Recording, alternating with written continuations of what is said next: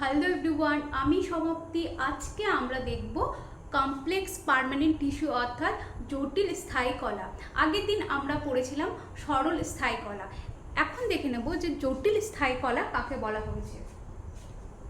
জটিল স্থায়ী কলা বা কমপ্লেক্স পার্মানেন্ট টিস্যু হচ্ছে যাদের আকার ও গঠন ভিন্ন কিন্তু তাদের উৎস এবং কাজ একই রকম, এইসব কোষ সমষ্টিকে বলা হয় জটিল স্থায়ী কলা। অর্থাৎ কি, আকার ও গঠন ভিন্ন হওয়ার সত্ত্বেও একই রকম কার্য সম্পন্নকারী এবং একই উৎস থেকে সৃষ্টি হয়েছে এমন কোষ সমষ্টিকে নিয়ে গঠিত স্থায়ী কলাকে জটিল স্থায়ী কলা বলা হয়। অর্থাৎ যাদের আকার ও গঠন ভিন্ন, আলাদা আলাদা, কিন্তু একই রকম কার্য সম্পন্ন করে এবং তাদের উৎস একই জায়গা থেকে, এইসব কোষ সমষ্টিকে বলা হয় জটিল স্থায়ী কলা। এই জটিল স্থায়ী কলার মধ্যে আমাদের খুব পরিচিত হচ্ছে জাইলেম এবং ফ্লোয়েম। জাইলেম এবং ফ্লোয়েমকে বলা হয় সংবহনকারী কলা। অর্থাৎ এই জাইলেম এবং ফ্লোয়েম উদ্ভিদের সংবহনের অংশ নেয়, সেজন্য এদেরকে বলা হয় সংবহন কলা।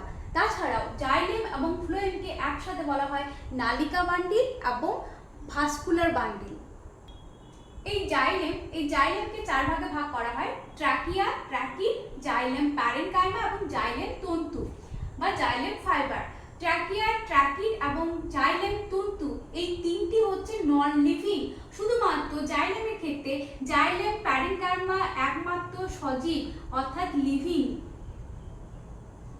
আর বাকি ট্রাকিয়া, ট্রাকিড এবং জাইলেম তন্তু হচ্ছে নন লিভিং।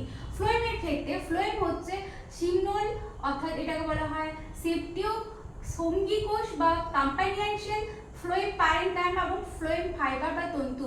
এখানে শুধুমাত্র ফ্লোয়েম তন্তু হচ্ছে নন লিভিং। সিমনোল, সঙ্গী কোষ এবং ফ্লোয়েম প্যারেনকাইমা এই তিনটি হচ্ছে সজীব অর্থাৎ লিভিং অর্গানিজম। জাইলেম হচ্ছে যে মূল দ্বারা শোষিত জল এবং খনিজ লবণ উদ্ভিদের পাতার বা বিভিন্ন অঙ্গে প্রেরণ করে, তাদেরকে বলা হয় জাইলেম। এবং ফ্লোয়েম হচ্ছে যে যেখানে খাবার তৈরি অর্থাৎ ফটোসিনথেসিস করার পর উদ্ভিদের বিভিন্ন অঙ্গে যে খাদ্যকে প্রেরণ করার কাজ হচ্ছে ফ্লোয়েম। এরপর আমরা দেখব যে জাইলেম এবং ফ্লোয়েমের যে কি কি কাজ বা এই যে আমরা যেগুলো ভাগ রয়েছে তাদের কি কি কাজ, কেমন দেখতে, তাদের গঠন সম্পর্কে আমরা দেখব।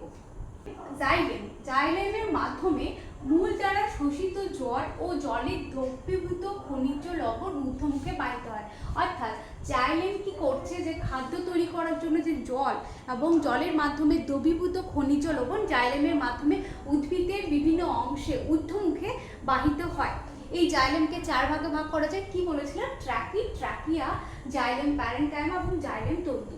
এই ট্রাকিড হচ্ছে যে এখানে নো প্রোটোপ্লাজম, অর্থাৎ এটা মৃত প্রকৃতি হয়, অর্থাৎ নো প্রোটোপ্লাজম। তারপর কি, এখানের মধ্যে এই যে এটা দেখতে পাচ্ছি, এটাকে বলা হয় কূপ বা পিট বলা হয়, কূপ। এছাড়া জাইলেমের যে ট্রাকিড, তার বোথ এন্ড হচ্ছে ট্যাপারিং অর্থাৎ ছুচালো প্রকৃতির হয়। তাহলে প্রান্তগুলো হচ্ছে ছুচালো,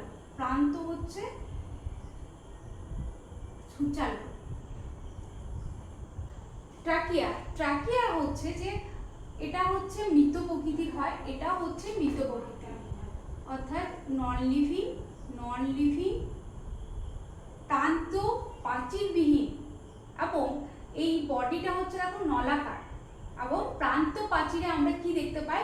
ছিদ্র প্লেট দেখতে পাই, ছিদ্র প্লেট বা পারফোরেট প্লেট আমরা দেখতে পাই। এবং এটা জাইলেম হচ্ছে নলাকার,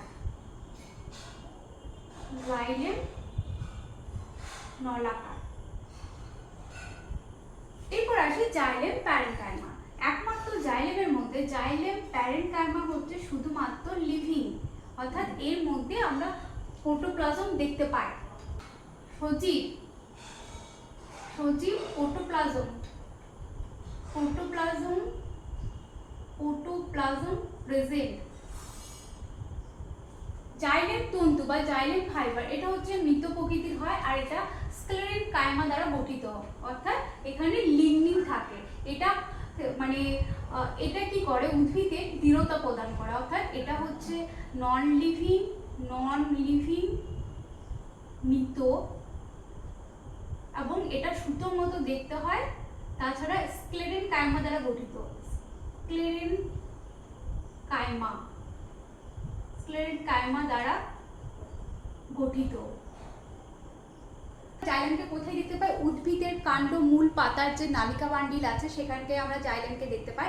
এছাড়া জাইলেমের কি কাজ? জাইলেমের ফার্স্ট কাজ হচ্ছে যে উদ্ভিদকে জল সরবরাহ করা, অর্থাৎ মূলরোমের দ্বারা অর্থাৎ মূল দ্বারা জল শোষিত হয়ে উদ্ভিদের বিভিন্ন অঙ্গে প্রেরণ করা এবং সেটা জলের মধ্যে যে খনিজ লবণ থাকে সেই খনিজ লবণও উদ্ভিদের দেহে প্রেরিত হয়। এই জলের মাধ্যমে উদ্ভিদ কি করতে পারে? ফটোসিনথেসিস করতে পারে, তারপর খাদ্য তৈরি করতে পারে। আরেকটা কি কাজ হচ্ছে, উদ্ভিদের জল সঞ্চয় করেও রাখতে সাহায্য করে এই জাইলেম।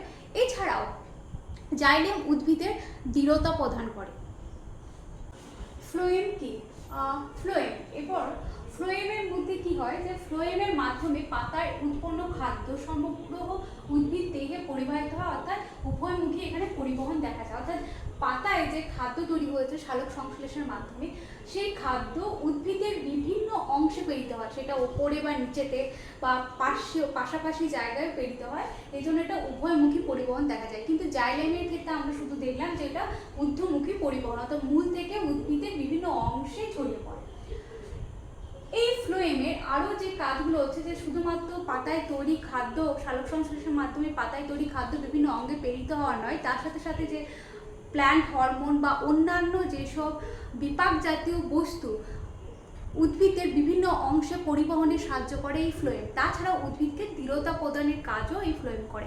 এই ফ্লোয়েম আমরা উদ্ভিদের পাতা, মূল, কাণ্ডের যে নালিকা বান্ডিল আছে অর্থাৎ ভাস্কুলার বান্ডিলে আমরা এই ফ্লোয়েমকে দেখতে পাবো। এছাড়া এই ফ্লোয়েমকে বলেছিলাম 4 ভাগে ভাগ করা যায়। কি কি বলেছিলাম? একটা হচ্ছে সঙ্গী কোষ অর্থাৎ কম্পানিয়ন সেল, আরেকটা হচ্ছে সিপনল বা এটাকে বলে সিপ টিউব, আর এটা হচ্ছে যে ফ্লোয়েম প্যারেনকাইমা, আর একটা হচ্ছে ফ্লোয়েম তন্তু। এই 4টে এখানে যতগুলো দেখলাম যে সঙ্গী কোষ বা কম্পানিয়ন সেল, সিপনল বা সিপ টিউব বা ফ্লোয়েম প্যারেনকাইমা, এই 3টি হচ্ছে সজীব। শুধুমাত্র ফ্লোয়েম যে তন্তু সেটা হচ্ছে নন লিভিং বা মৃত। এই যে ফ্লোয়েম তন্তু, এই ফ্লোয়েম তন্তুতে কি দেখতে পাই আমরা? ফ্লোয়েম তন্তুতে আমরা যেসব দড়ি বা চট উৎপন্ন হয় ফ্লোয়েম তন্তু, বা এটাকে বলা হয় বাস্ট ফাইবারও বলা হয়। এটাকে কি বলা হয়? বাস্ট ফাইবার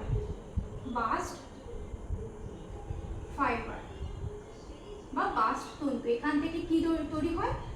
চট বা দড়ি যেগুলো আমরা পাই, এইসব জিনিসগুলো তৈরি হয় এই ফ্লোয়েম তন্তু থেকে। এরপর হচ্ছে যে সঙ্গী কোষ। সিপনল হচ্ছে যে নিউক্লিয়াস বিহীন। এই সিপনলের মধ্যে আমরা কোথাও কিন্তু নিউক্লিয়াস দেখতে পাচ্ছি না, এবং প্রাচীর প্রস্থে অর্থাৎ উপরের যে অংশ আমরা দেখতে পাচ্ছি এখানে কি দেখতে পাওয়া যায়? ছিদ্র দেখতে পাওয়া যাচ্ছে। এই ছিদ্রগুলোকে কি বলা হয়? সিপ প্লেট বলা হয়। এই যে আমরা ছিদ্র দেখতে পাচ্ছি এটাকে বলা হয় সিপ প্লেট। অর্থাৎ সিপনলে কি দেখতে পাচ্ছি? সিপনলে আমরা দেখতে পাচ্ছি নো নিউক্লিয়াস,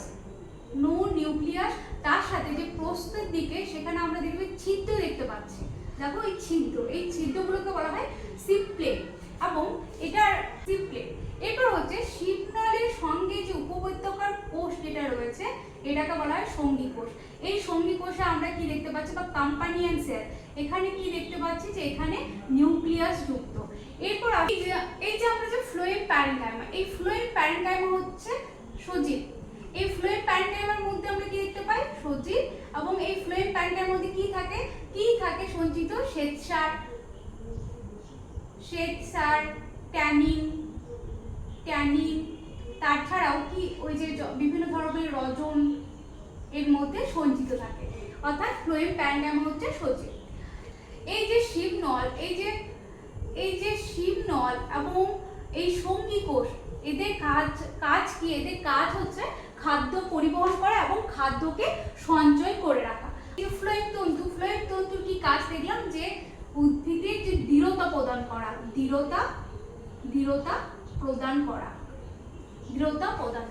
তাহলে কি দেখলাম? যে জাইলেম এবং ফ্লোয়েম। জাইলেমের কি কাজ দেখলাম? জাইলেমের আমরা দেখলাম যে উদ্ভিদের যে জল মূলরমা দ্বারা শোষিত হয়ে উদ্ভিদের বিভিন্ন অঙ্গে প্রেরণ করে এবং জলের মধ্যে যে খনিজ লবণগুলো থাকে সেগুলো উদ্ভিদের দেহে প্রেরণ করে। এবং ফ্লোয়েমের ক্ষেত্রে আমরা দেখছি যে যেসব খাদ্য তৈরি হয়েছে সেই খাদ্য উদ্ভিদের বিভিন্ন অংশে পরিবহন করে, সেটা উভয়মুখী হয়, অর্থাৎ সেটা ওপরে নিচে বা পাশাপাশি যে কোনো জায়গায় খাদ্য পরিবহন করতে সাহায্য করে।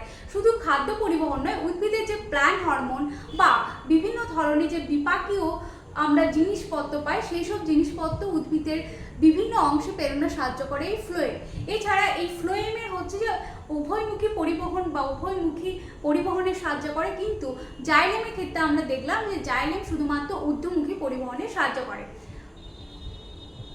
আর এখানে ফ্লোয়েমের ক্ষেত্রে ম্যাক্সিমাম আমরা যেসব উপাদানগুলো পেলাম যে শিবনল, সঙ্গী কোষ, ফ্লোয়েম, প্যারেনকাইমা, এই তিনটেই হচ্ছে সজীব। শুধুমাত্র ফ্লোয়েম তন্তু বা ফ্লোয়েম যে ফাইবার সেটা হচ্ছে মৃত, নন লিভিং। কিন্তু জাইলেমের ক্ষেত্রে আমরা দেখেছি যে শুধুমাত্র জাইলেম, প্যারেনকাইমা হচ্ছে শুধুমাত্র লিভিং অর্থাৎ সজীব। বাকি যেগুলো আমরা দেখতে পাই ট্র্যাকিড, ট্র্যাকিয়া এবং জাইলেম তন্তু, এগুলো হচ্ছে প্রত্যেকেই হচ্ছে মৃত, নন লিভিং। এটাই ছিল আজকে আমাদের পার্মানেন্ট কমপ্লেক্স টিস্যু।